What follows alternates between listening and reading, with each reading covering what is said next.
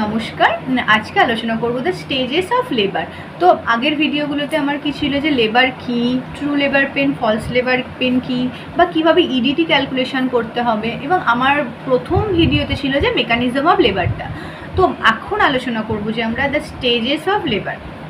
There are 4 stage in the process of labour, মানে যে true labour pen শুরু হওয়া থেকে ডেলিভারি পর্যন্ত এবং ডেলিভারির পরবর্তী 1 আওয়ার, এই যে পুরো সময়টা চলছে এটাকে 4টে স্টেজে ভাগ করা হয়ে থাকে। তো তাহলে সেই স্টেজগুলো কি? First stage, second stage, third stage and fourth stage. First stage তাহলে কি? ফার্স্ট স্টেজ হচ্ছে যে ট্রু লেবার পেন শুরু হওয়া থেকে সার্ভিক্সের 10 সেমি ডাইলেটেশন পর্যন্ত যে সময়টা, সেটা হচ্ছে যে ফার্স্ট স্টেজ, এবং সার্ভিক্স পুরো 0 থাকে এবং সেখান থেকে 10 সেন্টিমিটার ডাইলেটেশন হবে। এবং এই ফার্স্ট স্টেজটা হচ্ছে যে mainly chiefly concern with the preparation of the birth canal. মানে ফার্স্ট স্টেজে তাহলে কী হচ্ছে, যে বেবিটা, এটা ধরো তোমাদের ইউটেরাস, তাহলে এই যে বার্থ ক্যানেলটা যে প্রিপেয়ার হচ্ছে, যেখান থেকে ডেলিভারি হবে, সেই বার্থ ক্যানেল প্রিপেয়ার হচ্ছে এই first stage of লেবারে।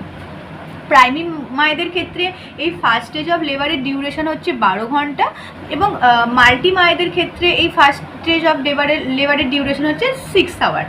First stage of লেবারের বিভিন্ন ইভেন্টস আছে। এই যে বার্থ ক্যানেলটা প্রিপেয়ার হচ্ছে, এই যে 6 ঘন্টা বা 12 ঘন্টা যে প্রসেসটা হচ্ছে, তার মধ্যে যে ইভেন্টসগুলো হচ্ছে সেগুলোরও কি ভাগ আছে, সেগুলো আমি আলোচনা করবো আজকের এই ভিডিওতে।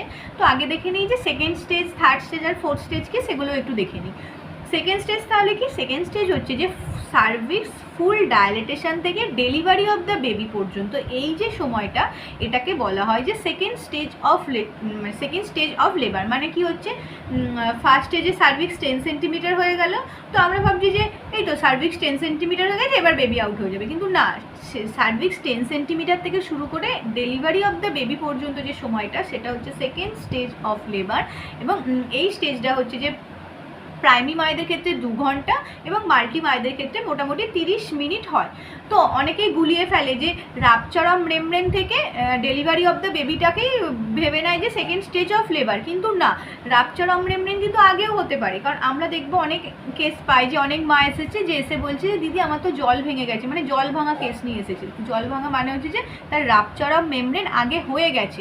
তো এই যে কথাটা যে সার্ভিক্স ফুল ডাইলেটেশন হবে এবং তার সাথেই হচ্ছে যে রাপচার অফ মেমব্রেন হবে, সেটা কিন্তু নয়। রাপচার অফ মেমব্রেন কিন্তু আগেও হয়ে যেতে পারে, কিন্তু নর্মালি কি হয় যে সার্ভিক্স ফুল ডাইলেটেশন হয়, তারপরেই মেনলি রাপচার অফ মেমব্রেন হয়। তো তাহলে আমরা যখন সেকেন্ড স্টেজ অফ লেবার বলবো বা সেকেন্ড স্টেজ অফ লেবারের ডেফিনেশন বলবো, তখন কিন্তু আমরা রাপচার অফ মেমব্রেন কথাটাই বলবো না।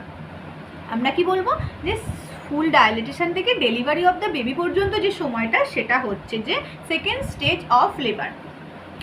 তো এবার আছে যে third stage of labour. Third stage of লেবারটা কি? ডেলিভারি অফ দ্য বেবি থেকে প্লাজেন্টা আউট পর্যন্ত যে সময়টা, সেটাকে বলা হয় যে থার্ড স্টেজ অফ লেবার। এবং প্রাইমারি বা মাল্টি যে কোনো মায়েদের ক্ষেত্রেই এই থার্ড স্টেজ অফ লেবার হচ্ছে যে 15 মিনিটস নেয়, কিন্তু এখন active management of third stage of labour করে সেই 15 মিনিটটাকে একদম 1 মিনিট কি 5 মিনিটে নামিয়ে নেওয়া হয়েছে। এবং এই active management of third stage লেবারের ফলে কী হচ্ছে, যে পিপিএইচ কন্ট্রোল করা যাচ্ছে। পিপিএইচ মানে পোস্ট পার্টাম হ্যামারেজ অনেকটাই কন্ট্রোল করা যায়।